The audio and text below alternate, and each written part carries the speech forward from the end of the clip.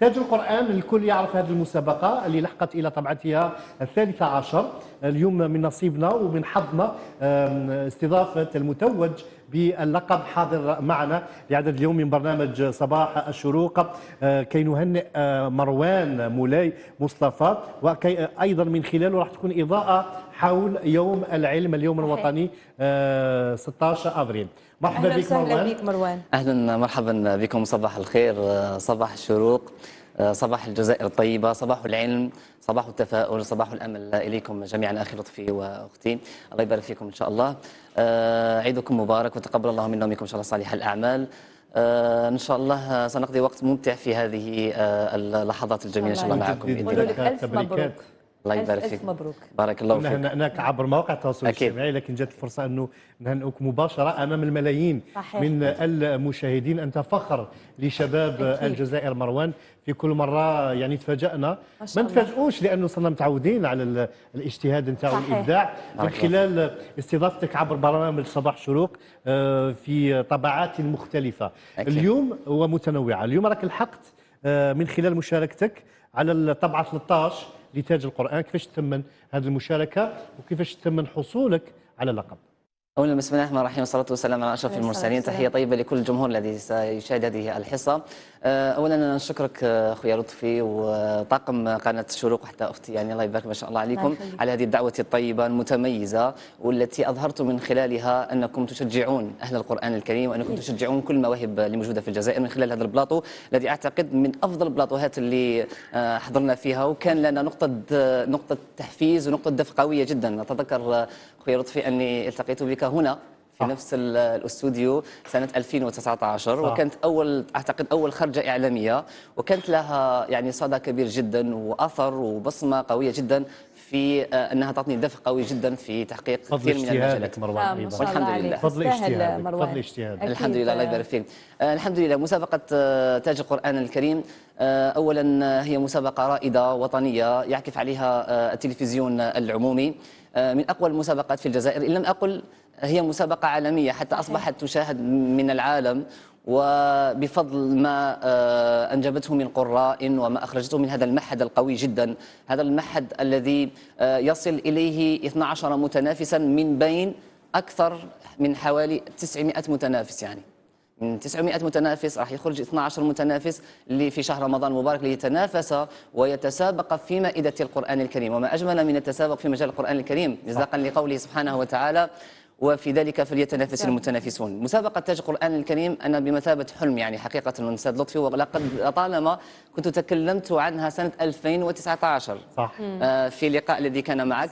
قلت إن شاء الله يكون حلم أنه أكون من المشاركين فقط في تاج القرآن الكريم، فما بالك الحمد لله كتب لنا الله سبحانه وتعالى أن كنا من المتوجين في هذه المسابقة التي جمعت خيرة وأطيب قراء الجزائر، ممن يتمتعون بأصواتهم الشجية، ممن يتقنون أحكام تجويد القرآن الكريم. وهذه المسابقة أخي لطفي يعني مسابقة فتحت لنا الكثير من الآفاق من خلال ما تعلمناه من خلال هذا المعهد التكوين الذي يؤطر التكوين البيداغوجي، التكوين العلمي في جميع المجالات التاريخية، أذكر منها الثقافية، أذكر منها الدينية.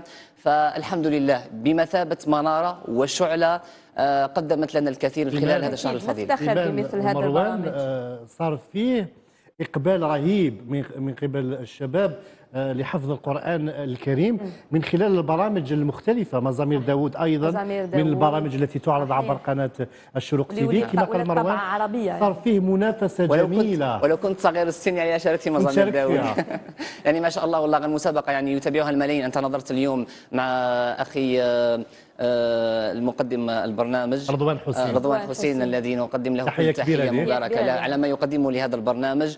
يعني حقيقة قناة شروق اليوم هي رائدة في هذه المسابقة التي أصبحت قبلة، والكل يرى للشروق من خلال أيضا من خلال هذه البرامج، خصوصا البرامج الدينية والتوعوية والثقافية. هو مكسب للجزائر مثل هذه البرامج، مثل ما أنت مكسب أيضا للجزائر وفخر لنا أيضا. قلت قبل قليل تمنيت المشاركة عام 2019، لماذا تأخرت إلى 2024 المشاركة؟ طبعا تأخرت أولا احنا يقول الله سبحانه وتعالى الرسول صلى الله عليه وسلم انما الاعمال بالنيات، ما كانتش عندي نيه يعني باش نشارك. يعني احنا كنت ادرس تلاميذي طور البكالوريا، الله يبارك. كنت معهم في اخر يوم مثلا يوم الاربعاء، وكان اليوم الخميس اخر اجل لتسجيل في تاج القران الكريم.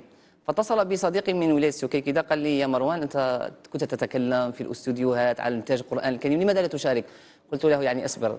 يعني رحت انا انتقيت تلميذين من التلاميذ، قلت لهم راح نجي لكم نسجل فيديو نعطيكم التمرين في 10 دقائق، يعني افتحوه ونسجل الفيديو ونعاود نولي لكم. سجلت ذلك الفيديو والله صدقني يعني بدون اعاده. يعني الانسان يسجل الفيديو لمسابقه وطنيه مثل هذه يعيد يصحح يختار الافضل بينهم يعني. ولكن انا لم اختار يعني مباشره ارسلت الفيديو والحمد لله يعني متميز. تم الاتصال بي يعني بعد 3 ايام، وكانت لي بالنسبه لي تلك الرساله يعني حقيقه حلم كبير جدا. ايمان ربي ينعم عليه بصوت جميل، الله بالمظهر الرائع، اطلاله جميله، هو وجه من الوجوه التلفزيونيه ايضا، الله يبارك، مقدم لي برامج. يعني القران الكريم وش الاضافه اللي مدها لك في حياتك المهنيه مروان؟ نعم. والله يقول سبحانه وتعالى في كتابه الكريم: يرفع الله الذين آمنوا والذين أوتوا العلم درجات والله بما تعملون خبير. يعني حقيقة القرآن الكريم هو مفتاح للهموم، هو مفتاح لكل يعني لكل المضايق، لكل العثرات، لكل المشاكل في حياة الإنسان. القرآن الكريم هو السند، القرآن الكريم هو الطريق، هو الذي ينير دروبنا، هو الذي ينير حياتنا. سلامة اللغة أيضا. أفلا يتدبرون القرآن الكريم؟ يعني الإنسان لما يحفظ القرآن الكريم راح يتمتع كما قلت أستاذ لطفي، أول شيء راح يكتسب لغة الفصاحة في اللغة، يكون لسانه فصيحا، يعرف كيف يتعامل مع الناس، يزن كلامه. لأنه حينما تتكلم مثلا اليوم مع شيخ من المشايخ تعرف كيف تتكلم معه، مع أستاذ، مع إعلامي، مع تلميذ صغير وأنت تعلمه. يعني القرآن الكريم يعني يكسبك مهارة الكلام ومهارة التعامل، التأدب في الكلام، أيضا موازنة ألفاظك، لأن الألفاظ كلها تنتقى من القرآن الكريم. فما أعتقد أن يكون جميلا إلا أن يكون كلامك إلا بالقرآن الكريم. القرآن الكريم فتح لي أمور كثيرة. أنت اليوم لما مثلا أدخل مثلا إلى محل ويقول لك الله يبارك وجه الإنسان اللي شفناه في الشروق ولا شفناه يقرأ القرآن في الشروق ولا يقرأ القرآن في مسابقة، يقول لك الله يبارك ما شاء الله وش خصك، يعني رانا هنا موجودين. فتكون لك أو يكون لك وزن وشخصية يعني في المجتمع، تكون محبوبا، وإذا أحبك الناس في الأرض فالله يحبك إن شاء الله. مروان متأثر بكثير من مقرئين العرب من خلال قراءته للقرآن الكريم وتجويده للقرآن الكريم. أنت من خلال مشاركتك في تاج القرآن استعملت شخصيتك في القراءة ولا استعنت ربما بمعارفك لقراءات أخرى وأصوات أخرى؟ سؤال مهم جدا. هذا سؤال يعني يمكن أن سنجيب عنه، ولكن هي رسالة لكل متذوق ولكل متعطش للمشاركة في مثل هذه المسابقات. المشاركة في مثل هذه المسابقات الوطنية أو حتى الدولية يقتضي على المتسابق أن يتمتع بأمرين. أول شيء أو أن يتحكم أو أن يتقن أمرين. الجانب الأول هو الأحكام التجويد، الجانب الثاني هو الجانب الصوتي. لكن مثلا أنا في البرايم الأول من شهر رمضان كنت أجتاز المسابقة، يعني الدور التصفيوي النصف النهائي ثم مرت إلى النهائي.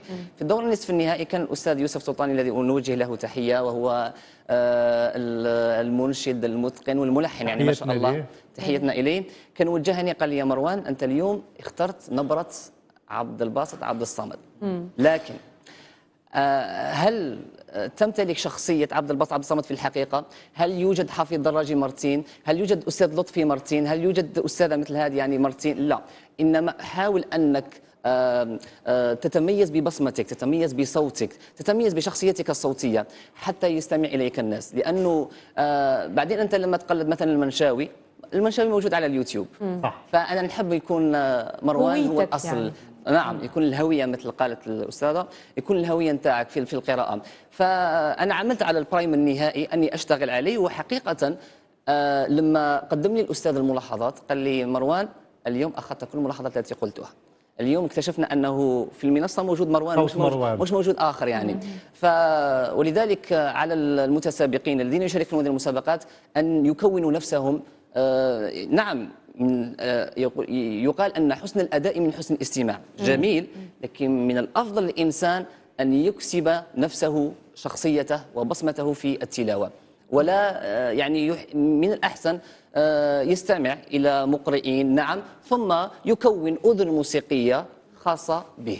استماع إليك متعة والله متعة. الله يبارك شكرا لك نستمتع دائما مروان. من خلال اللقاءات الجميلة التي تجمعنا وإياك. الله يبارك نتمنى له فيك. كل توفيق إن شاء الله. وفي هذا يوم مزيد من العلم، النجاح إن شاء الله. وفي يوم العلم هذا نبارك إن شاء الله لأمتنا الجزائرية ولكل شعوب العالم. يوم العلم 16 أفريل يعني من الأيام التي يخلدها التاريخ، من الأيام التي نتذكر فيها ما قدمه علماؤنا، على إثرهم عبد الحميد العلامة والشيخ عبد الحميد بن بديس رحمة الله عليه، الذي توفي في سنة 16 أفريل 1940 عن عمر ناهز 51 سنة.